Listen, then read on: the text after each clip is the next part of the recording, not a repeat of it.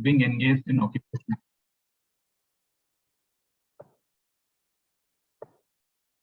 Is the screen still visible? It is visible, Prabhu. Still, the last line is cut. Now It's Okay. coming. Translation and purport by His Divine Grace, Bhaktivedanta Swami Srila Prabhupada. Translation. One who has forsaken his material occupations to engage in the devotional service of the Lord may sometimes fall down while in an immature stage, yet there is no danger of his being unsuccessful. On the other hand, a non-devotee, though fully engaged in occupational duties, does not gain anything. I'll try. If you're able to repeat, you can repeat. One who has forsaken his material occupations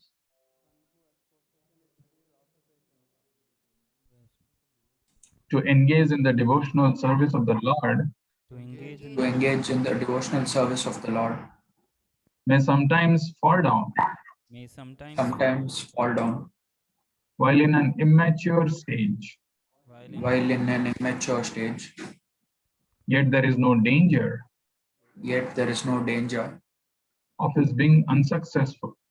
of his being unsuccessful.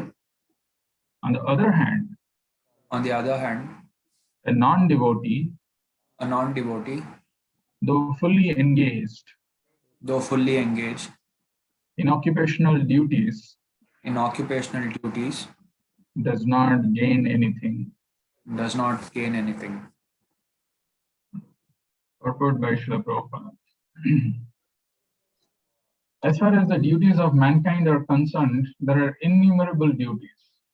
Every man is duty bound not only to his parents, family members, society, country, humanity, other living beings, the demigods, etc., but also to the great philosophers, poets, scientists, etc. It is enjoined in the scriptures that one can relinquish all such duties and surrender unto the service of the Lord. So if one does so and becomes successful in the discharge of his devotional service unto the Lord, it is well and good. But it so happens sometimes that one surrenders himself unto the service of the Lord by some temporary sentiment, and in the long run, due to so many other reasons, he falls down from the path of service by undesirable association. There are so many instances of this in the histories. Bharat Maharaj was obliged to take his birth as a stag due to his intimate attachment to a stag. He thought of this stag when he died. As such, in the next birth, he became a stag, although he did not forget the incident of his previous birth. Similarly, Chitraketu also fell down due to his offenses at the feet of Shiva.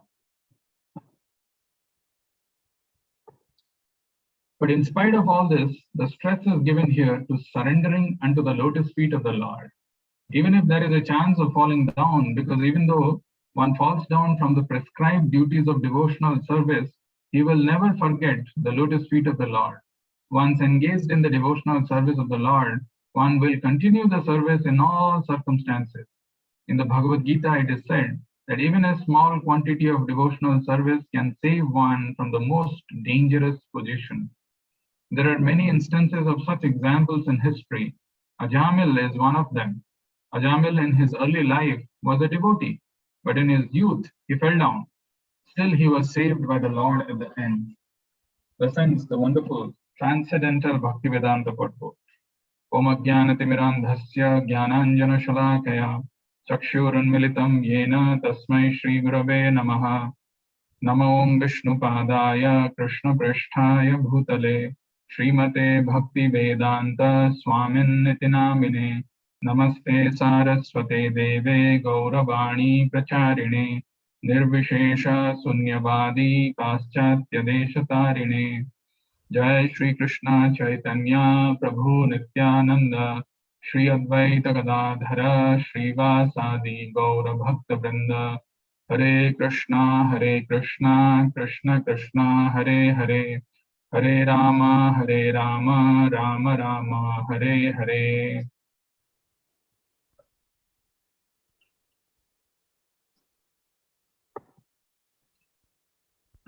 Hare Krishna.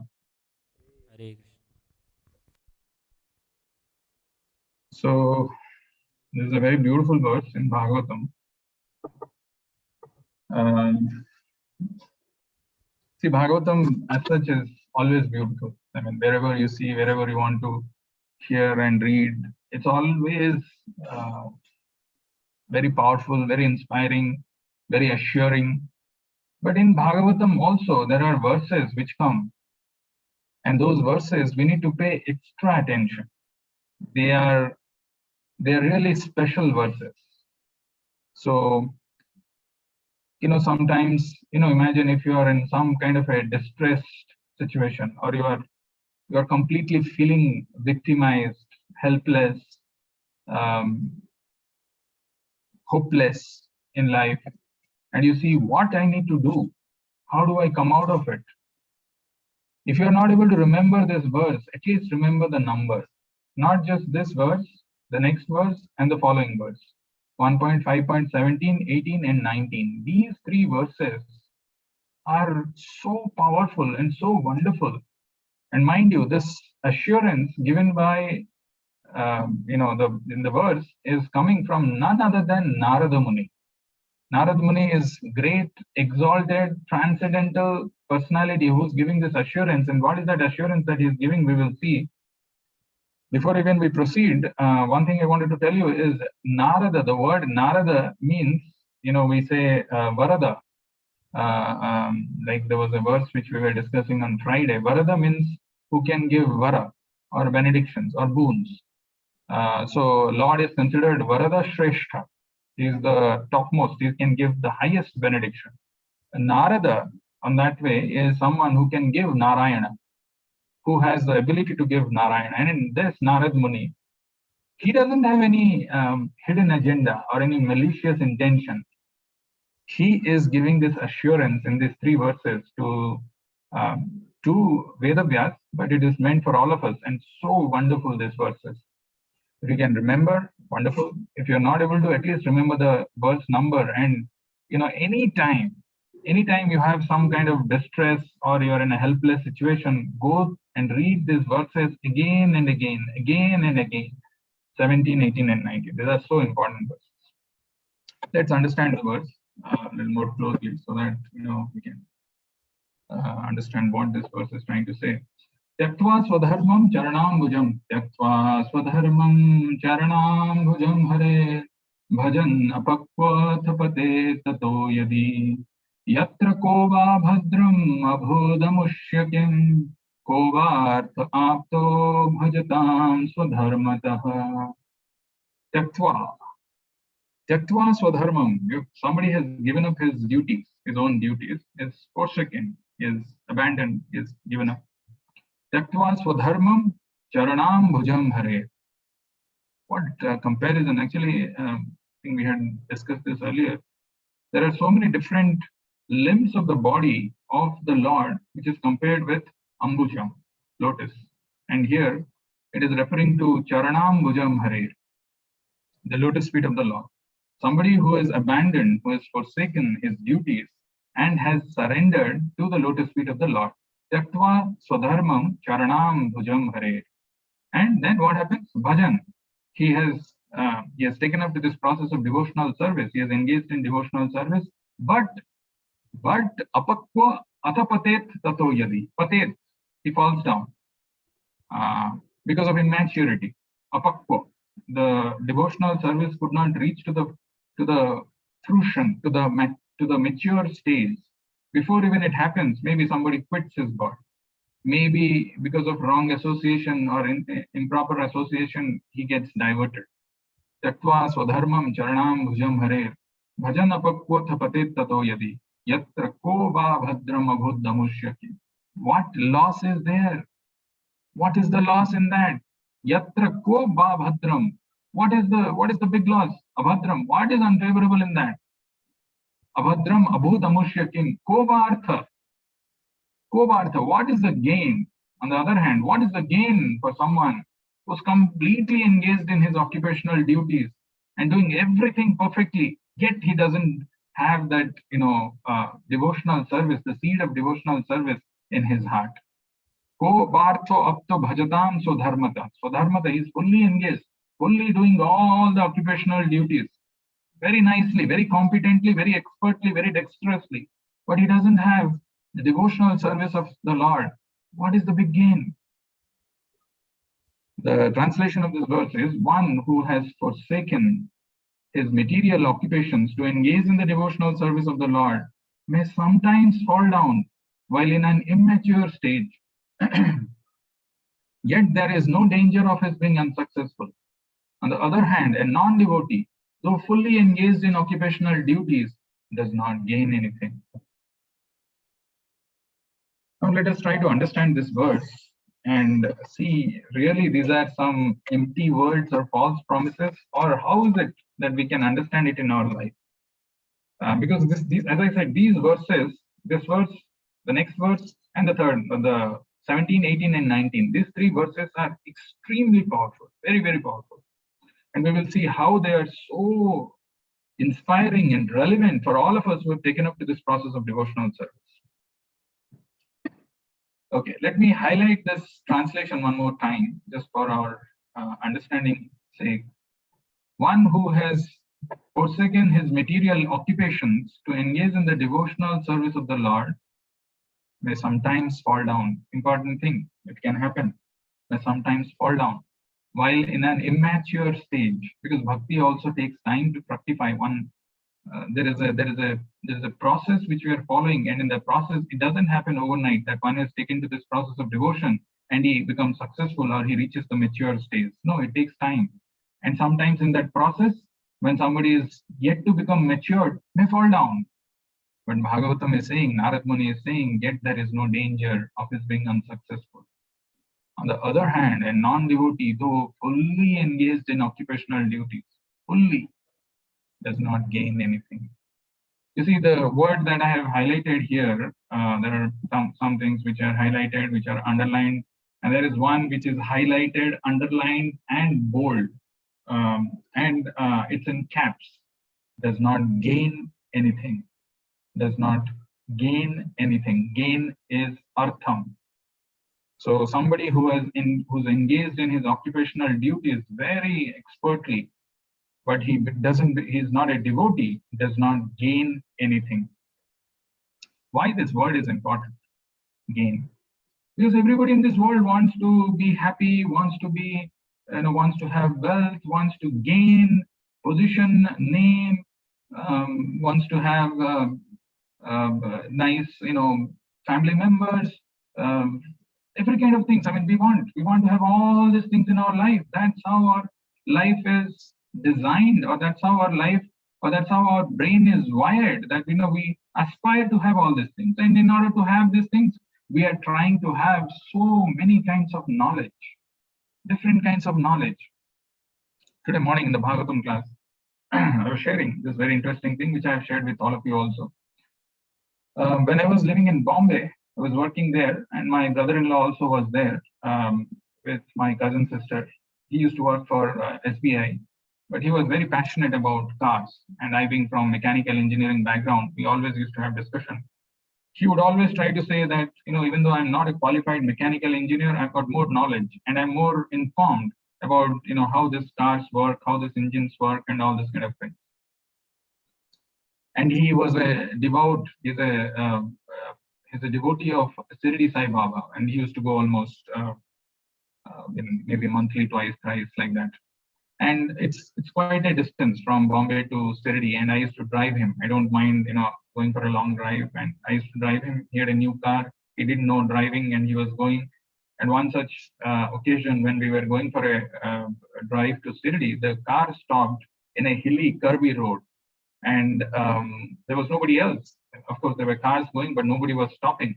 So we both, I was driving, I came out of my side and he came out of his side. Then we opened the bonnet and we were trying to figure out what happened.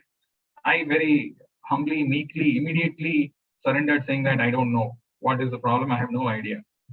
He said, these are all small things. I have done this many times. And, he got into and doing this thing, spark plug, this thing, starter, alternator, tried all kind of things, nothing worked. Then I, being younger to him, he asked me to go down and get some mechanic, and I had to go down, walk, and luckily I could find a garage shop. and there was somebody who was there. So the garage mechanic, along with his assistant and me, three of us, we came in a bike, and we reached there. And the person, the mechanic, actually asked my brother-in-law to start the engine. The engine was cranking. The engine was starting, grrr, but then it will stop. Again, he asked him twice, do it one more time, grrr, and it stopped. This mechanic didn't even open the bonnet to see what is the problem. He just heard that sound. But by hearing the sound, he could tell that this is the problem, and he told it to his assistant that, you do this, you take this chotu, you take this spanner, and do something, it'll be all done. And he left.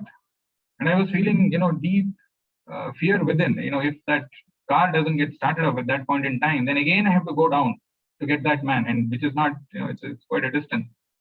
But lo and behold, the car got started. Magic.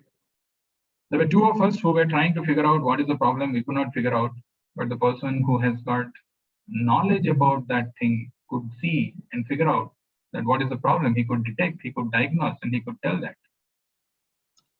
Similarly, in our life, we pursue so many varieties of knowledge. Somebody wants to become a good software engineer. Somebody wants to become a good manager. Somebody wants to become a good entrepreneur. Somebody wants to become a good medical professional. Somebody wants to become a good philosopher. Somebody wants to become a good teacher, professor, so many professions. And we're trying to acquire knowledge. So by that knowledge, when we have that knowledge, I will use it so that I can get some gain in life, either some monetary benefits. Mostly that is the case, where I have got more skills, so I know how I can become successful in terms of material gains, or I can have some intellectual pleasure because I've got that knowledge. I've been pursuing for that. I can get some intellectual knowledge. Pursuit of this knowledge is very, it is there in every one of us. But there is another kind of knowledge which is required, which is called Divya Gyan. And that Divya Gyan is available in this Bhagavatam. And the difference between any other knowledge which is there and Divya Gyan is all other knowledge are relative. They're not the ultimate knowledge, because this relative knowledge gives us some kind of, ways and means of how to live our life.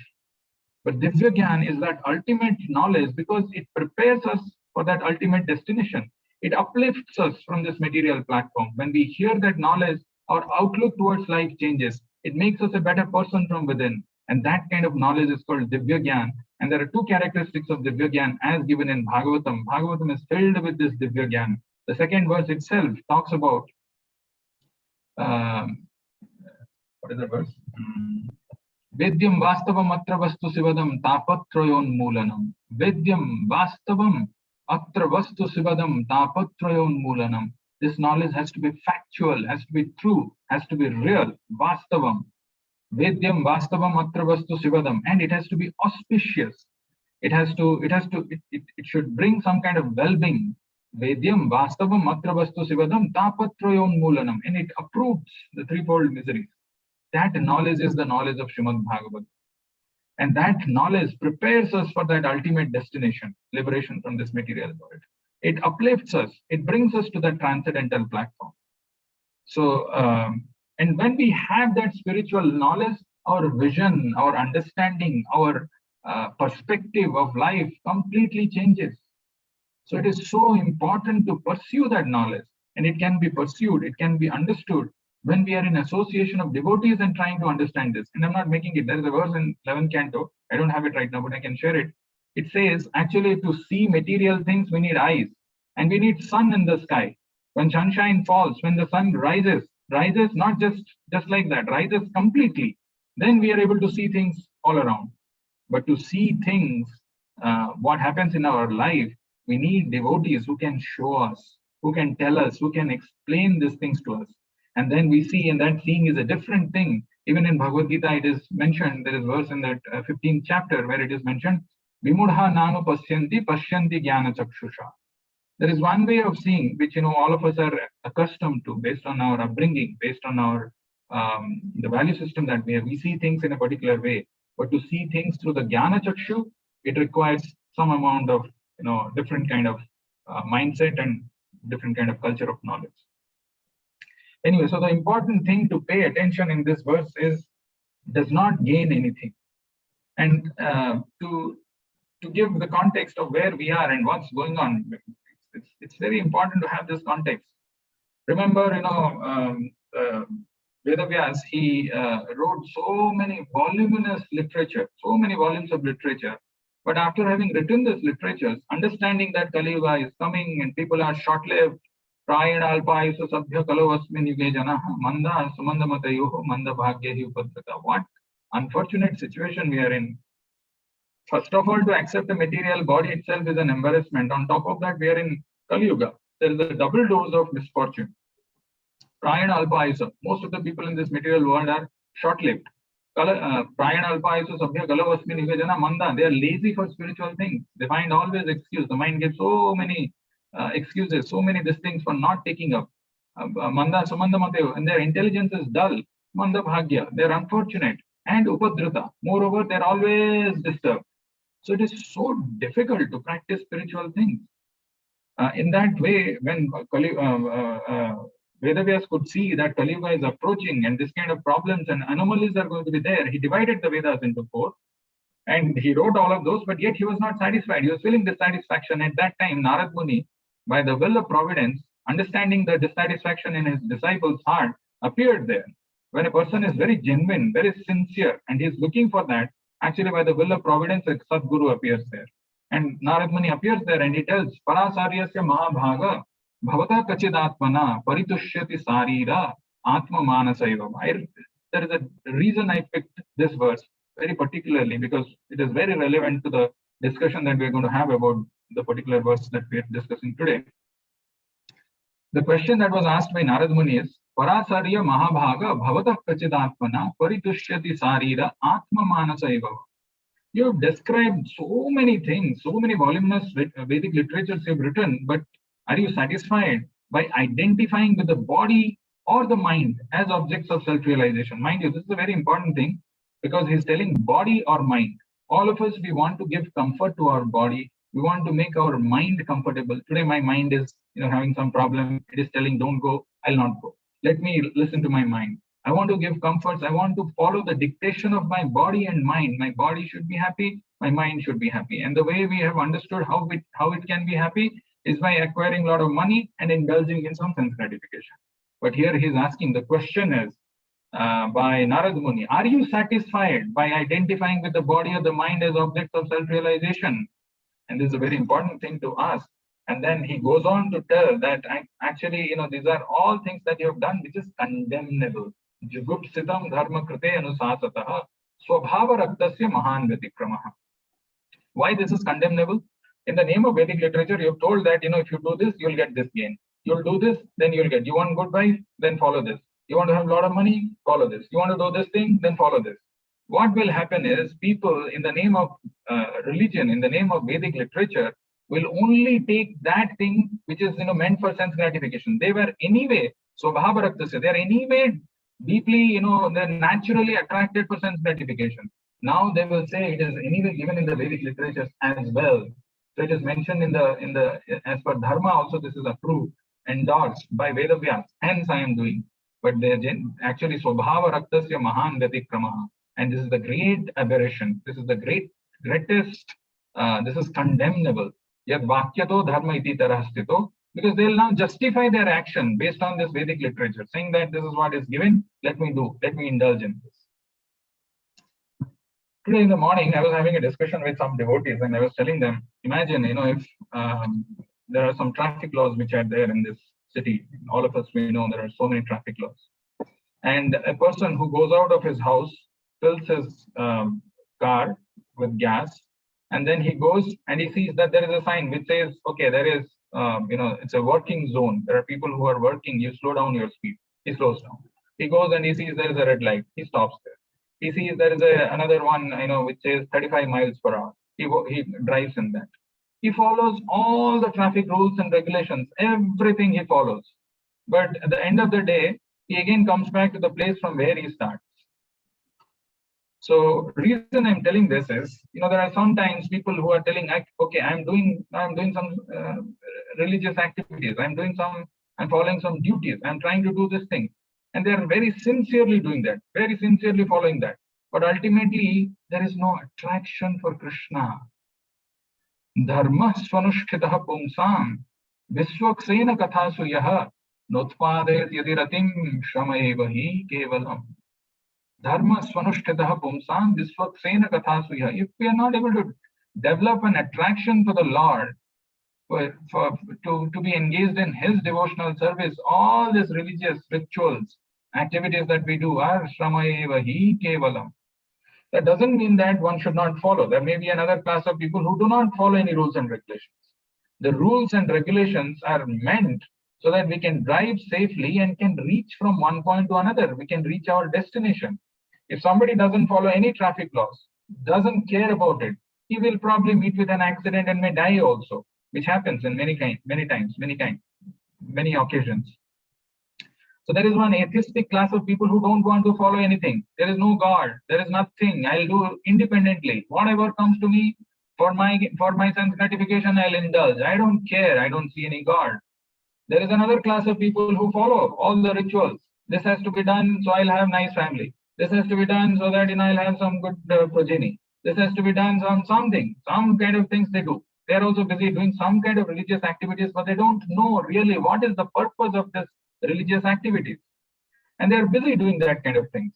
What it does is, it only unnecessarily, it gives an endorsement, it gives a approval for indulging in sense gratification in the name of doing some religious activities.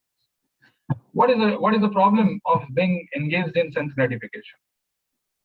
Very interestingly, actually, our Bhagavatam and our Vedic scriptures tell us that this material world is a prison house. It's a prison house where all of us are shackled. We are there in this prison house.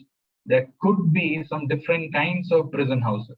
There could be, I've heard, I don't know, but I was trying to search some image in the Google that there are some nice prison houses where there are so many facilities which are given. Like there is an AC, there is maybe a table tennis table is there, there's a swimming pool, but still it's a prison house. It's an A-class prison house.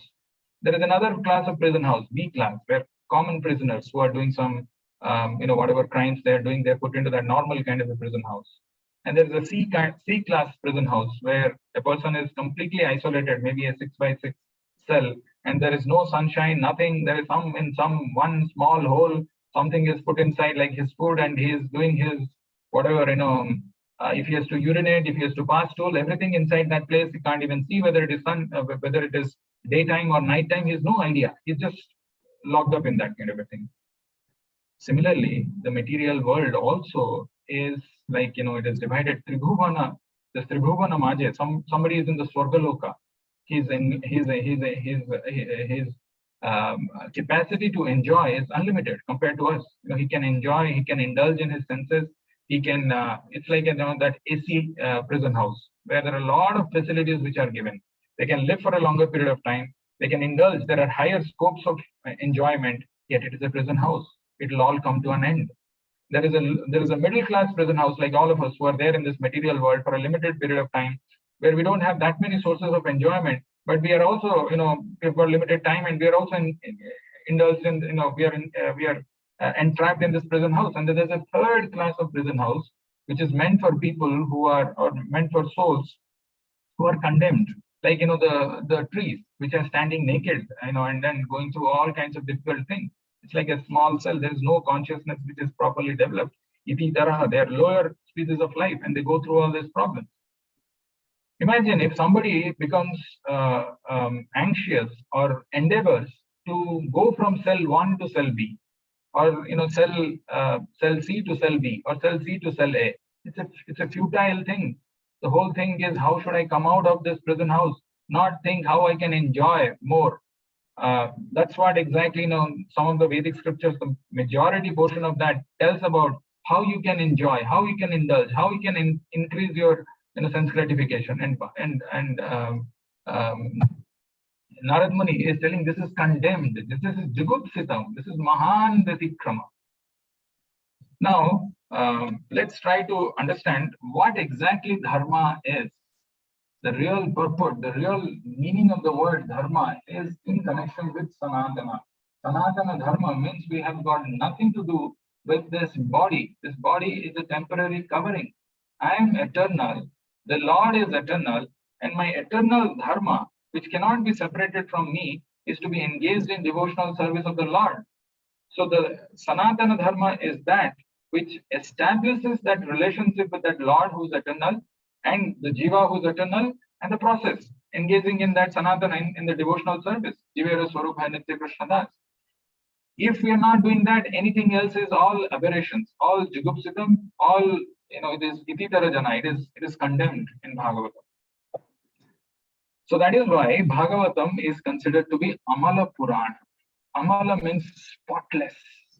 There is nowhere you will find Bhagavatam says, okay, you do this and you'll get this. You try doing this and then you'll have this kind of things. Bhagavatam talks about only the sweet relationship between a devotee and the Lord. And it talks about the process of devotion. Nigama kalpataror galitam phalam sukamukhad amrita drava samyutam. Pivata bhagavatam rasamalayam muhuraho rasika bhuvi bhavuka. Nigama kalpataror galitam phalam is the most matured fruit and it is relishable. Pivata bhagavatam rasamalayam, it's rasamalayam. And that is how one can develop that bhakti inside. When we hear, when we focus, when we attentively read this Bhagavatam, the malas in our heart will go. What are malas? Mala in crude language, in crude this thing, is actually something which is coming out of our body, this excreta, right? So which is coming out. Imagine if somebody says that no, finally it is from my body only, no, it is, I have only given up that mala, let me pack it. Sometimes for some reasons, we go to some laboratory for some tests for our urine or stool. I don't know, if you have done or not, but it's not easy. Imagine if to take the sample, stool sample to give it to some, for some testing, for some disease, how difficult it is to do that. But imagine if somebody says, no, this is from my body. I have only shedded this thing. Let me keep this with me. This is, I have to preserve this. What kind of mentality is that? Similarly, there are so many malas within our heart. There are so many malas that we follow and we want to preserve them. And Bhagavatam is saying, Dharma projita kaitava, these 4 purusharthas which people want to follow, Dharma, Artha, Kama, Moksha, have got blemishes. Are like malas. And Dharma projita, Bhagavatam is saying is give up, abandon this.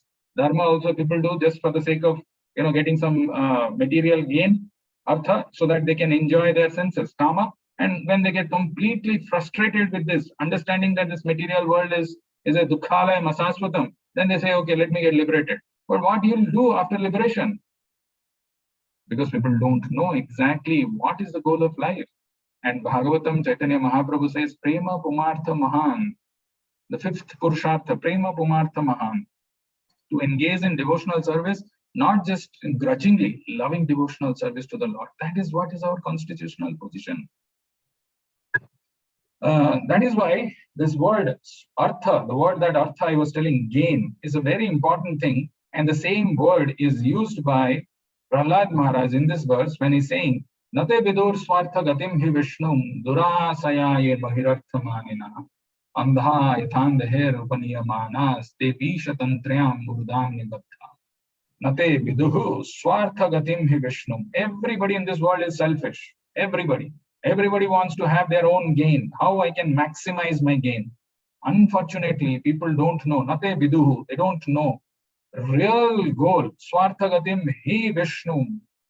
Durasaya bahirartha manina. It's a very beautiful verse. And the translation of this is, persons who are strongly entrapped by the consciousness of enjoying material life and who are therefore accepted as their leader or guru, a similar blind man attached to external sense objects, cannot understand that the goal of life is to return home back to Godhead.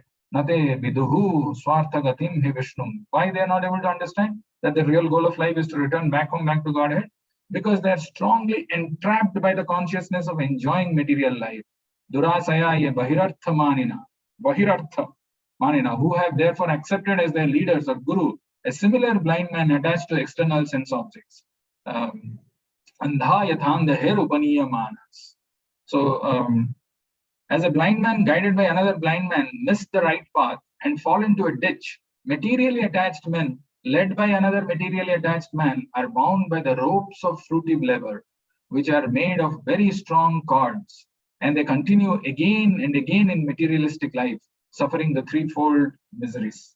So basically, this verse is a wake-up call for all of us to understand that what is the real ultimate gain of mind? What is that real selfish thing? What is that artha that I should look for? And this is saying, go back home, back to Godhead.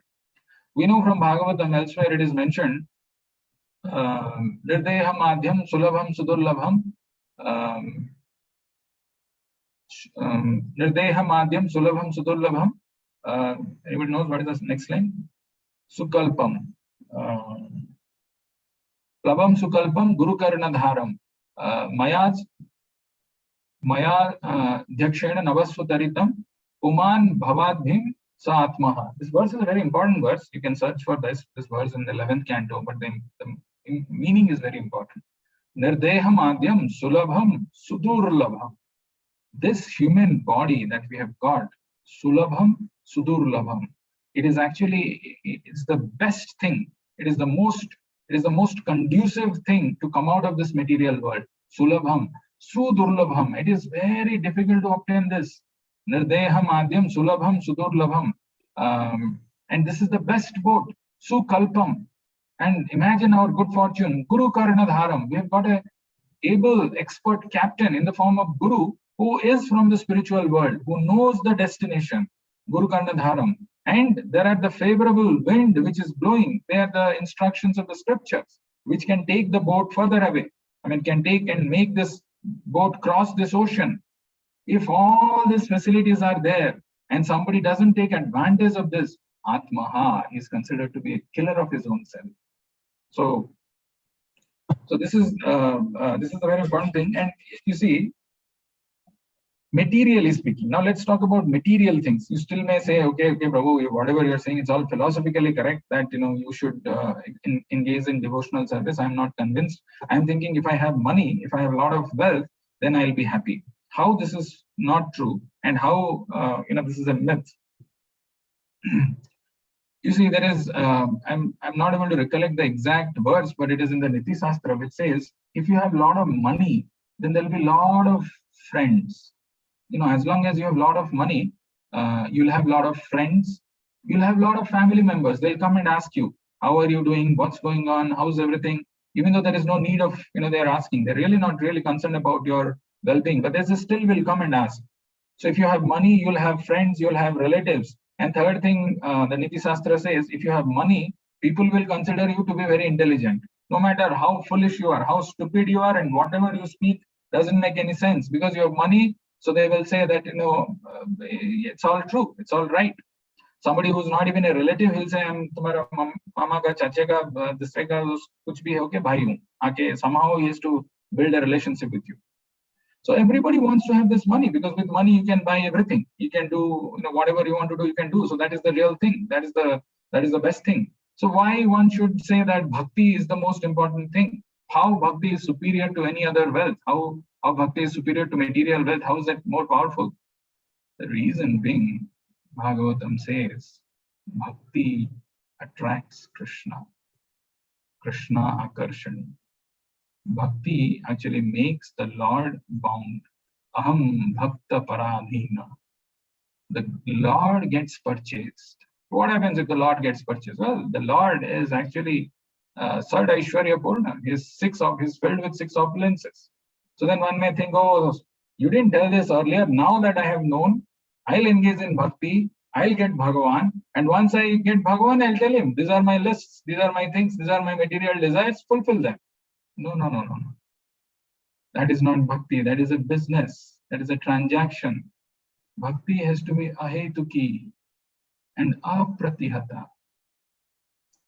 To understand this point little more carefully, we have to see this interesting episode in Bhagavatam, which comes when Prahlad Maharaj was asked repeatedly by Narasimha Dev to ask for a benediction.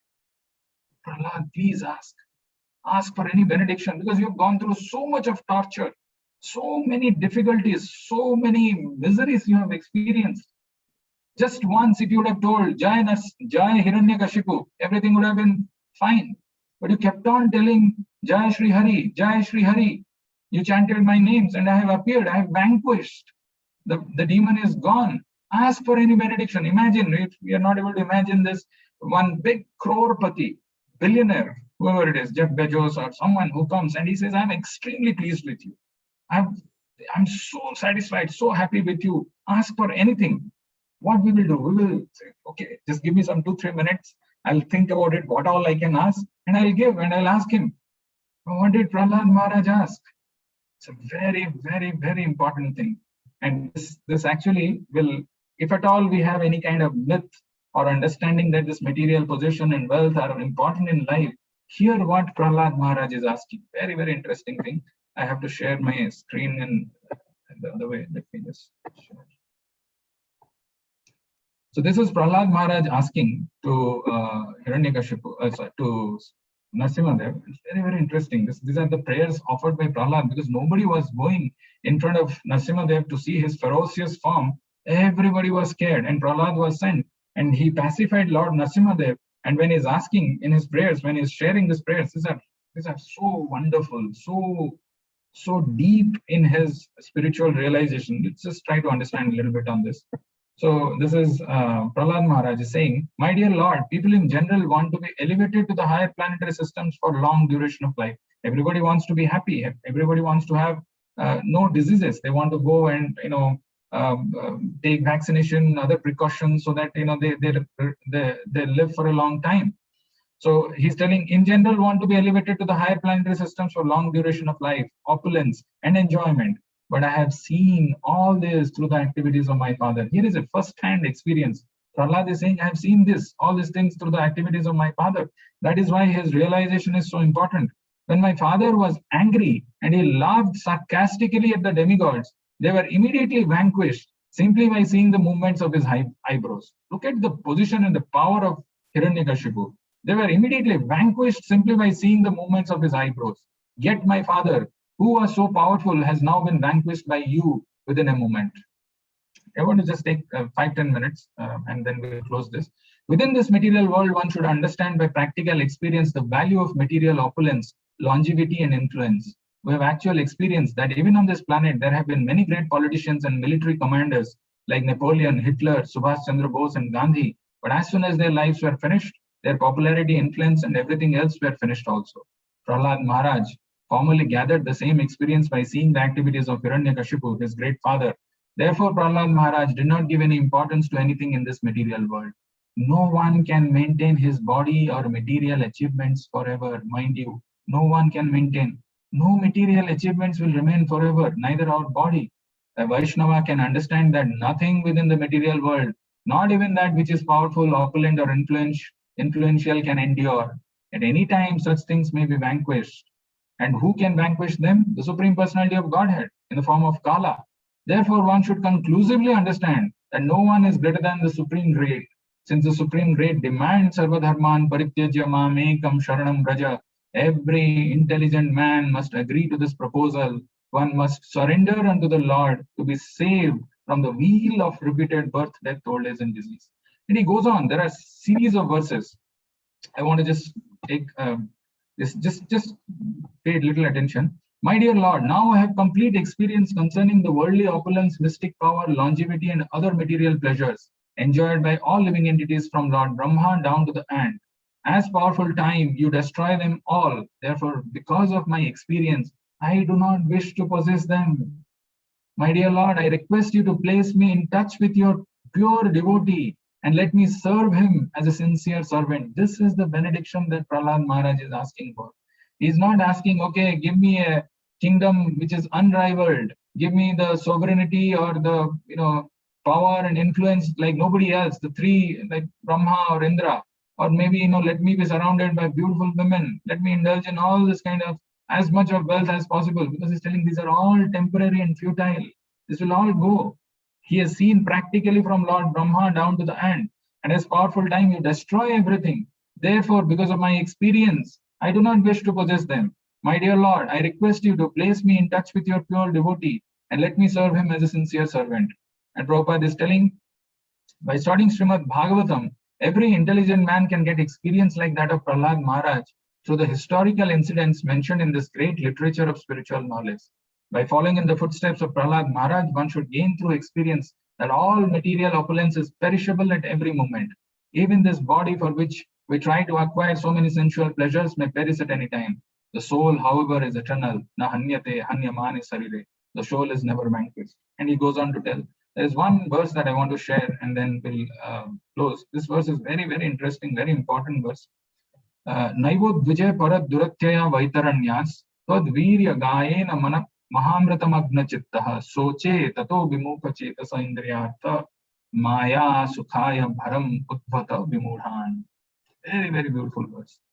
So he's telling again, Prahlad Maharaj is continuing, O best of the great personalities, I'm not at all afraid of material existence. For wherever I stay, I'm fully absorbed in thoughts of your glories and activities. My concern, and this concern is for all of us, only for the fools and rascals who are making elaborate plans for material happiness and maintaining their families and societies and countries. I'm simply concerned with love for them. And this purport is very, very beautiful purport. Pay attention to this. This will throughout the entire world, everyone is making big, big plans to adjust the miseries of the material world. And this is true at present, in the past, and in the future. Throughout the entire world, not just in your country, in your locality, or in your friend circles that you are seeing. Everybody is making big, big plans to adjust the miseries of the material world in their own ways, whatever in their own capacities. And this is true at present, in the past, and in the future, not just in your place, in your city, or in your locality. This is true in all place and time, in past, present, and future. Nonetheless, although they make elaborate political, social, and cultural plans, they have all been described herein as vimudha. See, there is a word used here as maya sukham bharam udvata vimudhan. So they are described here as vimudha, fools. The material world has been described in Bhagavad Gita as dukkhalayam asaswatam, temporary and miserable. But these fools are trying to turn the material world into sukhalayam, a place of happiness, not knowing how everything acts by arrangement of material nature, which works in her own way. Prakritehe kriyamanani gunai karmani sarvasaha ahankara vimudhatma kartaham iti manyate. The bewildered spirit soul, under the influence of the three modes of material nature, thinks himself to be the doer of activities that are actually carried out by nature. There is a plan for material nature, personally known as Durga, to punish the demons. Although the asuras, the godless demons, struggle for existence, they are directly attacked by the goddess Durga, who is well equipped with 10 hands with different types of weapons to punish them. She is carried by her lion carrier, or the modes of passion and ignorance. Actually, this purport by Prabhupada is so revealing. What is our position? What is our hope of enjoying in this material world? How it gets dashed again and again, and as how we are so helpless in the hands of material nature. Prakriti kriyamanani gunai karmani sarvasa. But because of this false ego, we are thinking we are controller and we are trying to carry out these things. And how Durga Devi, the controller of this material world, is punishing us with her trident. Everyone struggles very hard to fight through the modes of passion and ignorance and conquer material nature. But at the end, everyone is vanquished by nature's laws. Nobody is spared. Nobody is an exception to this. Everyone struggles hard and gets vanquished. And then Prabhupada is saying there is a river known as Vaitarani between the material and spiritual worlds. And one must cross this river to reach the other side or the spiritual sky. This is an extremely difficult task. As the Lord says in Bhagavad Gita, Daivi hi esha gunamayi mama maya duratyaya. This divine energy of mind consisting of the three modes of material nature is difficult to overcome. The same word duratyaya, meaning very difficult, is used here. If you see this Vaitaranyas, Naivo dvije parat duratyaya Vaitaranyas. So the same word is used here. Where is it?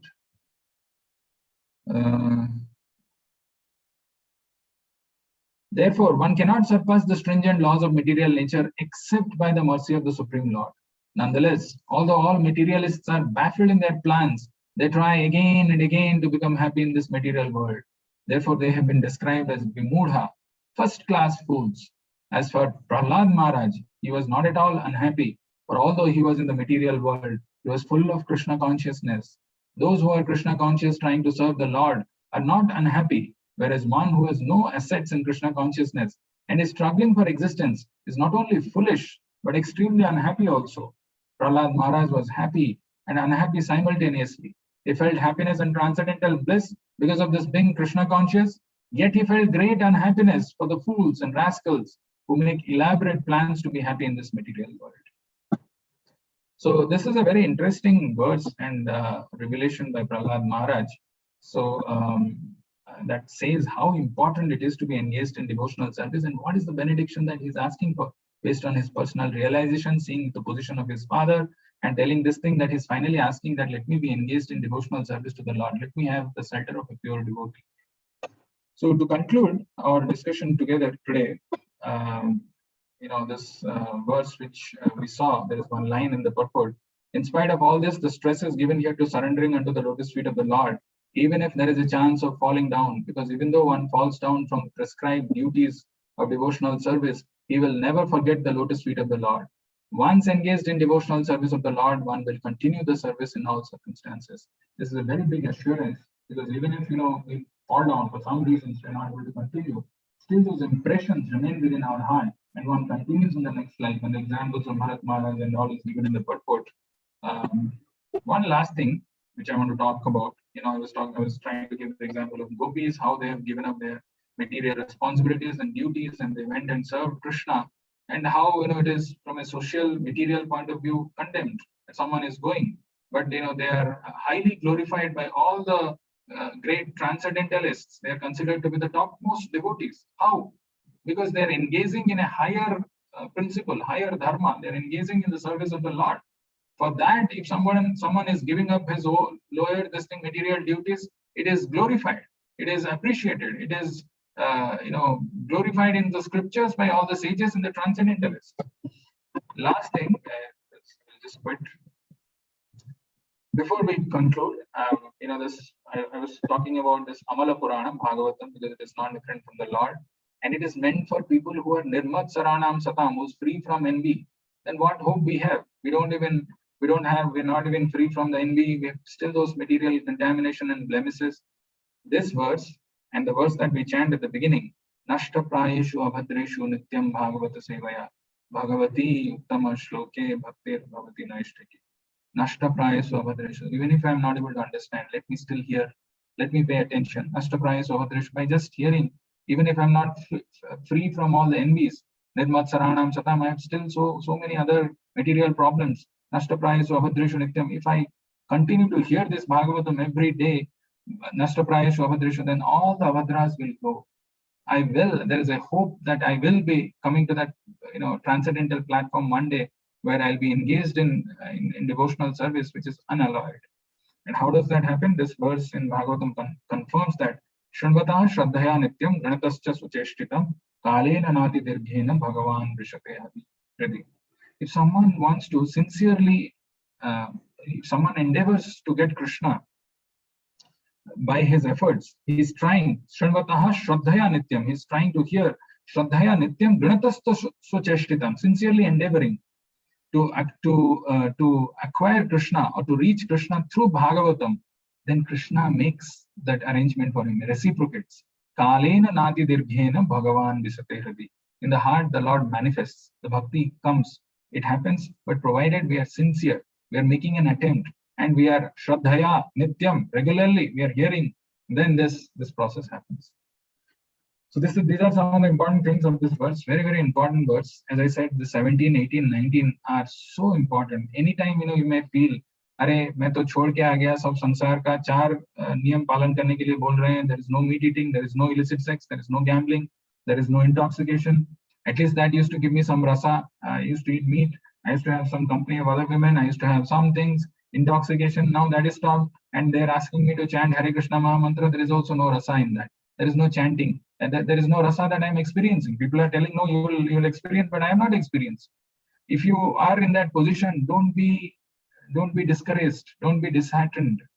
In Bible, there is a mention of a the last night of the soul, or the dead night of the soul, something like that. They say there is a phrase where it's like, somebody has stopped the business of sense gratification. The sun of sense gratification has set, and the person is right now in the midnight, and the sun has not risen, but sun is going to rise. The bhakti sun is going to rise in our heart. It's a matter of time. Don't get impatient. Don't get discouraged.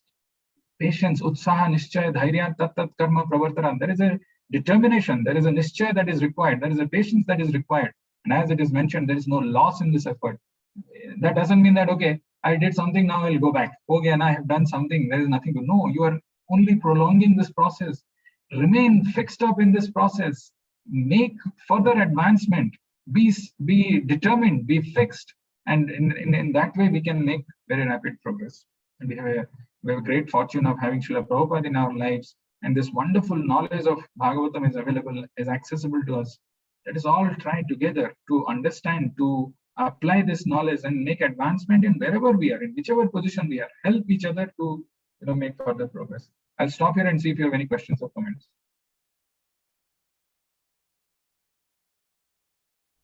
Okay, it is too late. I don't know, this verse chanting always takes some time, and we have other things to do. So we are meeting for the volunteers meeting. I told at 10:30, but maybe we can, if you think we can do it at 11 o'clock, I think that's better. We'll have some more time.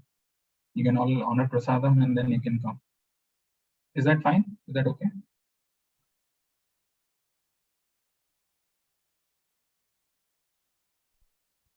Yes, bro. Somebody is saying something here. Here. So 1.5 hours is there for prasadam. So unless you have. No, I'm available. Okay, so 10:30, if it is fine, then we can meet at 10:30.